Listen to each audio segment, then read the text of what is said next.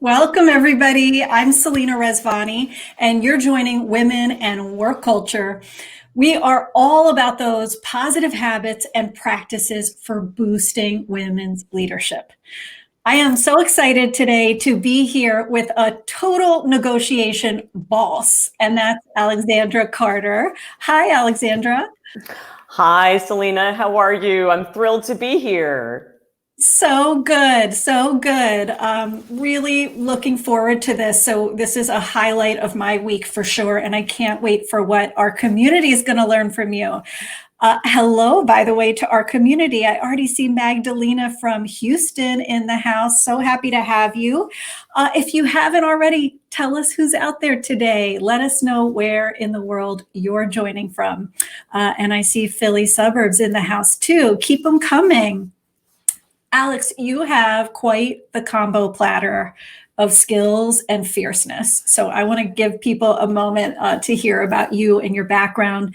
Alexandra is director of the mediation clinic at Columbia Law School, where she's also an award-winning professor, and she's a world-renowned negotiation trainer for the UN. Holy cow, amazing. She's also, on top of that, executive director of Stand Up Girls, helping tween girls develop relationships with greater self-esteem and resilience. Can so get behind that. I love that. She has been on CBS, MSNBC, the New York Times, Wall Street Journal, and today she's here to talk about her new book, which is called Ask for More. 10 questions to negotiate anything. Love that. She lives not far from us Philly folks in Maplewood, New Jersey, with her husband and her daughter. So, you know, as a mom, she's got extra negotiation skills, right? And probably your daughter too. So glad to have you, Alex. For all of those who are joining us today, shoot us your questions on negotiation, and we're going to try to get to those. Let us know what's on your mind. Hi, Cheryl Weaver-Brennan. Happy to see you representing New Jersey, and Anna. So glad you made it as well.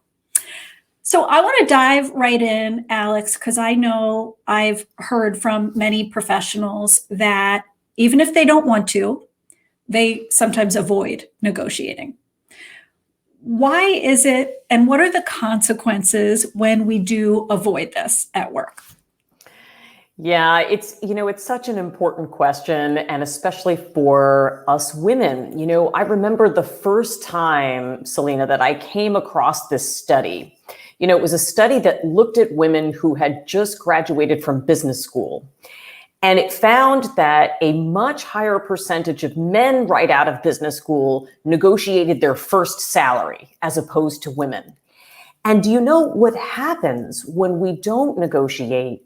In that study, so they cast it forward and they figured out that even if from that point on, the woman and the man got the same raises and promotions, that just that one negotiation meant the woman would have to work nearly 8 years longer to retire at the same financial level as the man who negotiated. So, the consequences of not negotiating can be tremendous. The part of the reason I think people avoid it is that we've been given this message that, negotiating for yourself means that you have to be super aggressive, right? You have to be the largest person in the room with the loudest voice, and that you can't negotiate well for yourself and also be collaborative. And the good news is that's simply not true. If you're a collaborative person, if you're someone who prioritizes relationships, if you're somebody who gains people's trust, you too can be a fantastic negotiator, standing up for your value and creating value for other people. I love that because, as a business person, and I'm wondering if anyone else agrees with me, give me a yes or a heck yes if you agree. Aren't those the people we want to negotiate with over and over again? Aren't those the people that we look forward to getting to the table with? Again, the ones who are collaborative, who are trust builders, who care about the relationship. I mean, I love your point there.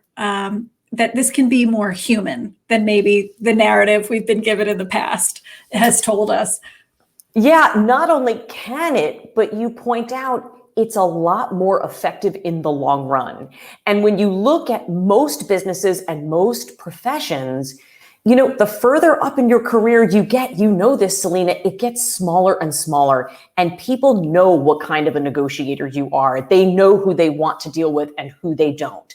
So my goal is to help people and give them tools that they can use, not just to get to one yes, but to create relationships of trust that are going to produce a lifetime of value for you and the other person. Huge, huge. We are all in the relationship business, right? No matter kind of what your specific domain is. So I love that point. I want to ask you, you do such diverse work, especially between tweens, let's say, and the UN work. Is there a kind of universal principle you find that comes up around negotiation, even with different groups? Yeah, there is, and I have to say, Selena, your listeners will find this interesting. It might resonate with some of them.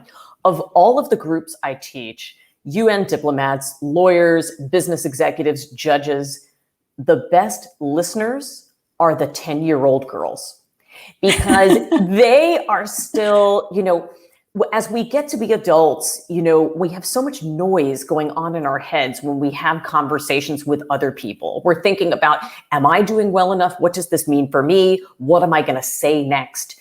Most people, whether it's my almost 10-year-old daughter or whether it's diplomats at the UN, want the same things. They want to be listened to. They want an opportunity for understanding and respect. There are certain basic needs in negotiation that come up over and over again. And so the tools I teach are designed to help get you there, whether it is at home or at work. And I'll say, Selena, this is on a personal note. I wrote a business book. Simon & Schuster published this book in the business category.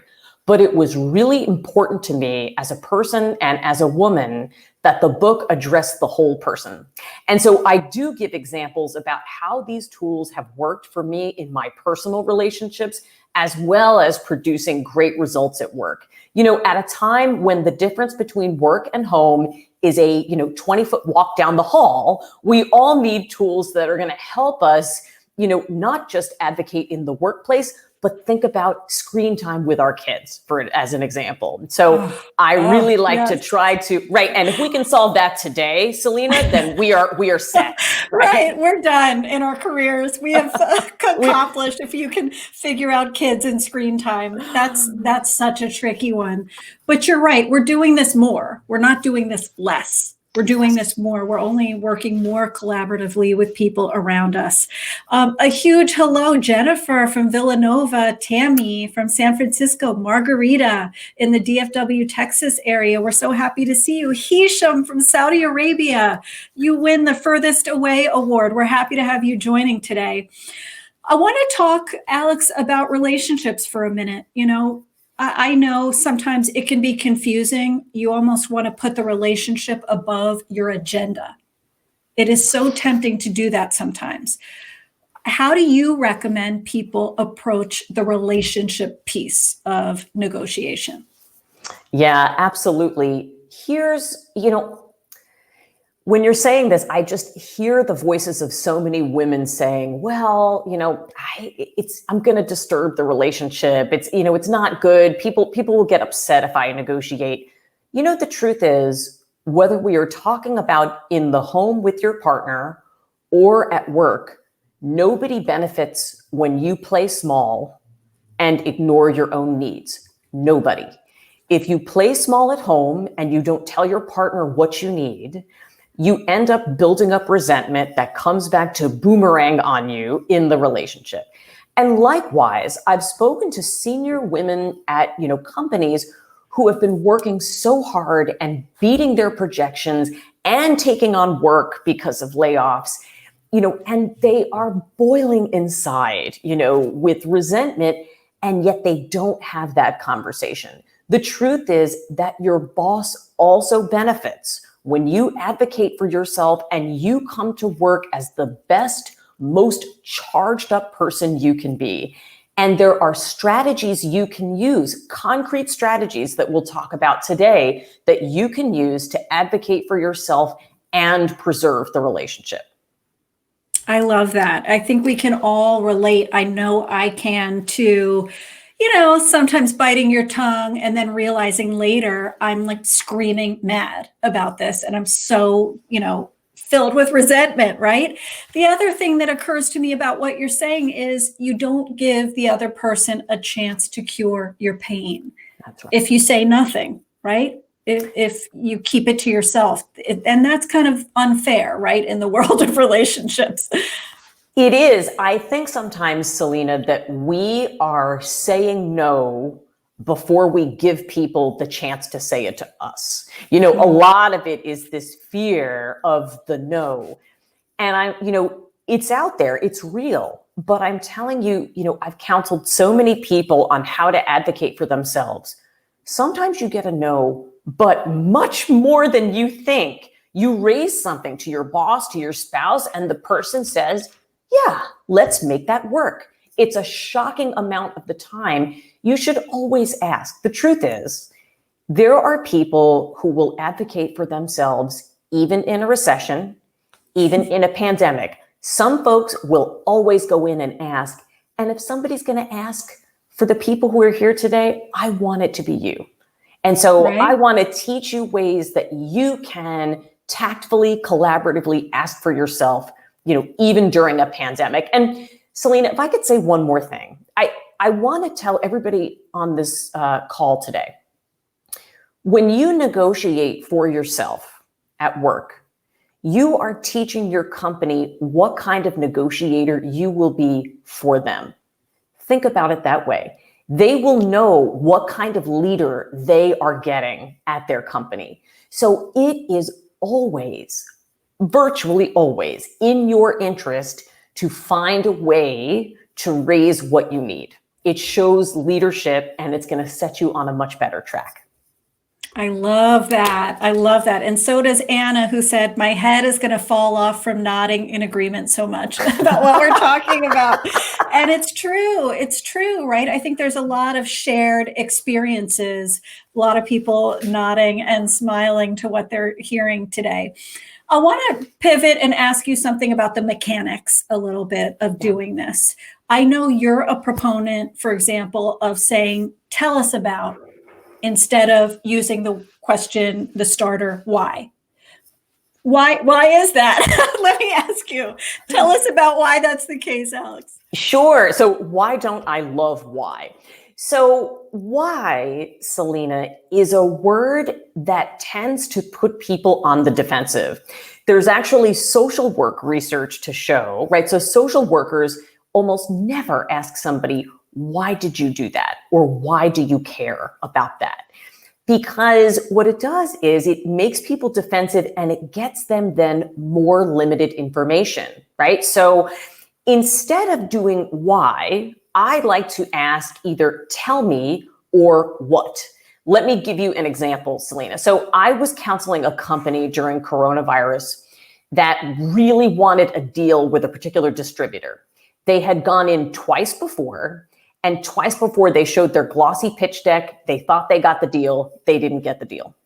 This time they got the call and they really wanted to walk in and say, so why didn't you give us the deal? Here's the thing. We talked about that, and you can hear, Selena, right? When you go in and say, why didn't you give us the deal? It sounds insecure and defensive. Instead, they went in and said, we're so happy to be here. Tell us how you're seeing the sector and any concerns you have with our product, and sat back. Do you know, Selena, that after a few seconds, the distributor said to them, all right, you want to know why you didn't get the deal? Here's why I didn't get you the deal. I didn't see the data to support that my customers were ready for your product. She goes on to explain exactly what the problem is. They're able to meet the concern, and it was a completely non-defensive atmosphere. Next time you're tempted to ask why, why are you always on your screen? Why do you get the office with the door while I'm working on the, kitchen table? Ask, tell me or what? Tell me about your schedule this week. Tell me what the screens do for you. You're going to find that you open up a whole world of conversation and find a way to solve the problem.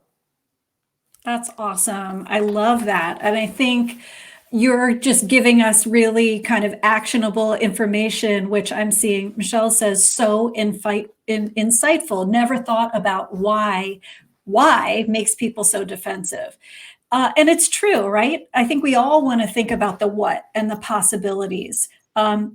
Instead of why am I not ready for a promotion?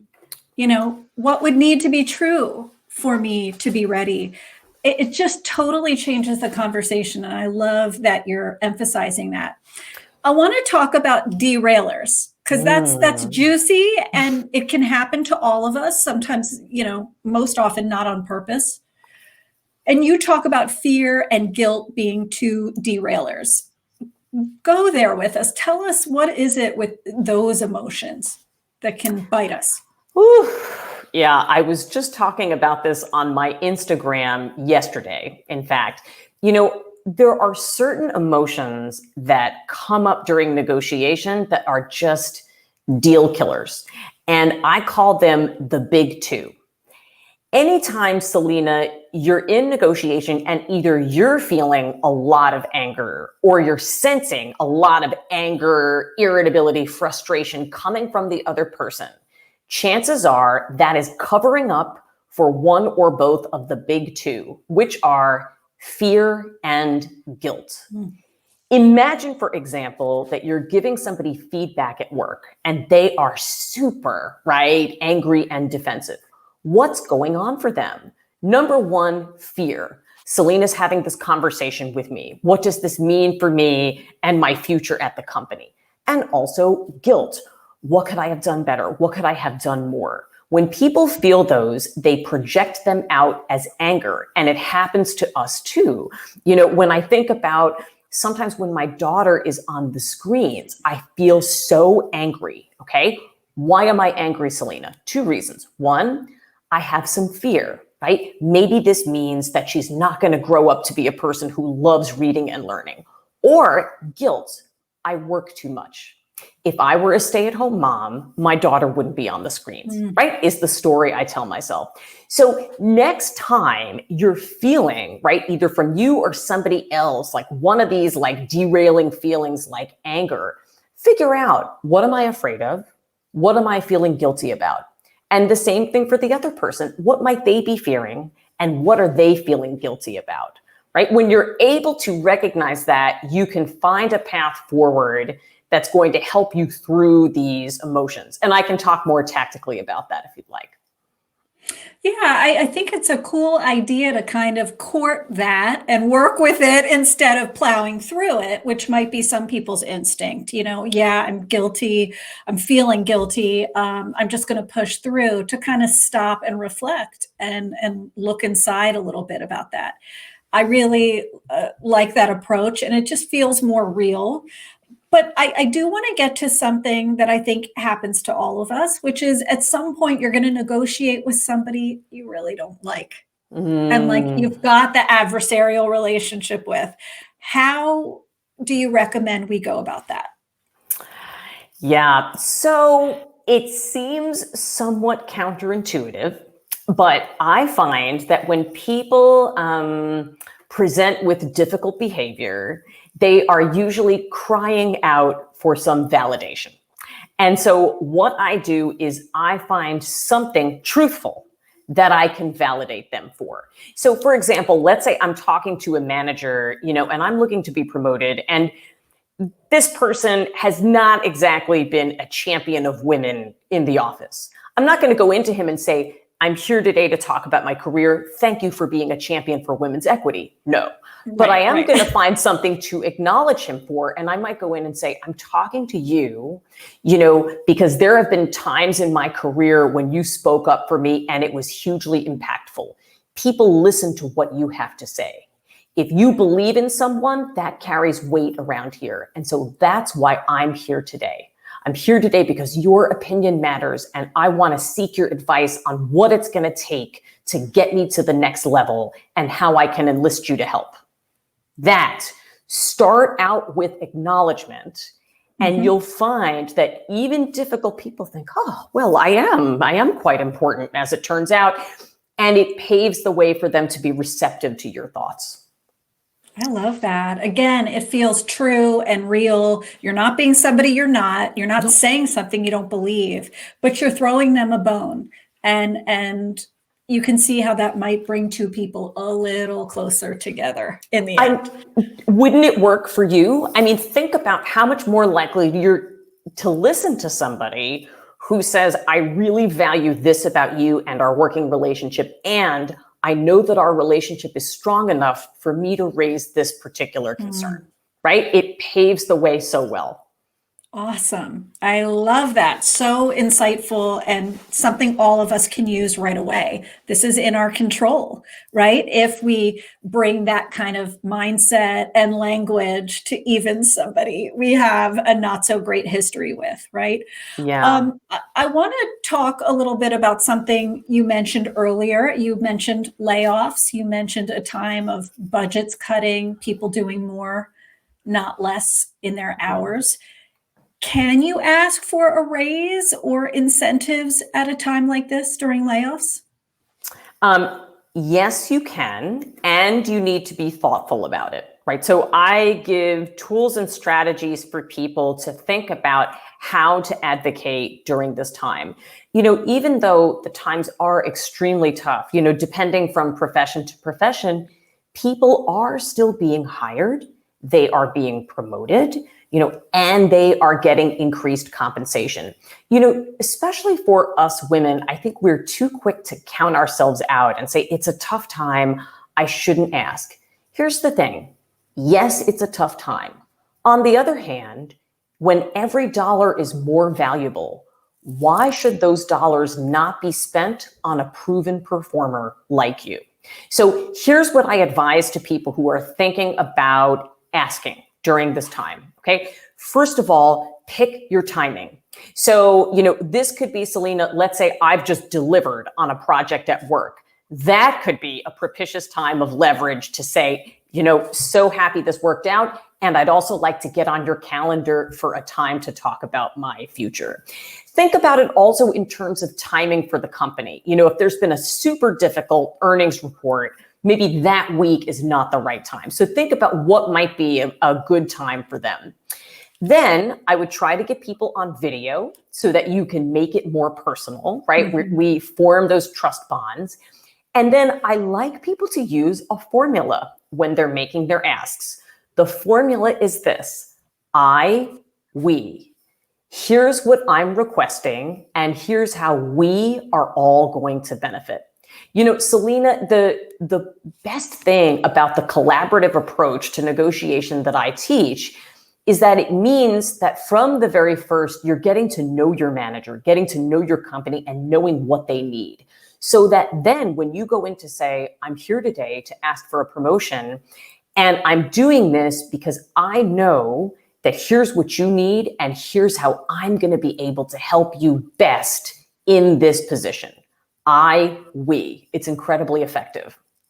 I love it. It does make it shared, doesn't it? I mean, it completely changes the tenor of the conversation almost to where it's not an ask.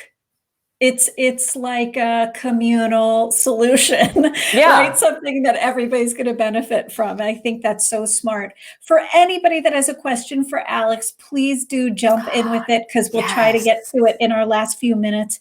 I love what you're saying. Don't just hunker down in times of flux and think I have to take the little breadcrumbs that come, right? Sometimes it could be a great time. Instead of thinking it's never a good time to ask, it's like you need to shift that to it's almost always a good time to ask. So I love that. I want to ask you one other question. And I'm hearing from Christine. Hi, Christine Hess.